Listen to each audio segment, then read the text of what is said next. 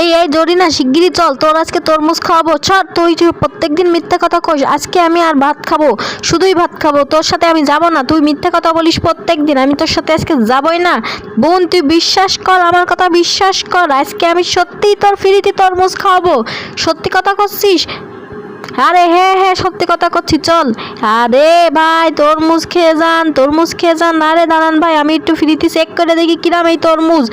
আরে বাবা রে, কি মজার তরমুজ। আপা টিস্যু নেন, টিস্যু নেন। আরে বাবা দাঁড়ান তো, তরমুজ আগে টেস্ট করে নেব তো, নাহলে খাবো কি করে। আরে মজার তরমুজ। আরে আপা তো সব তরমুজ একবারে খেয়ে ফেলাই দেবেন, এখন এই চামচ দিয়ে খাবে নাকি? কি জ্বালা। নেন টিস্যু নেন, টিস্যু নেন।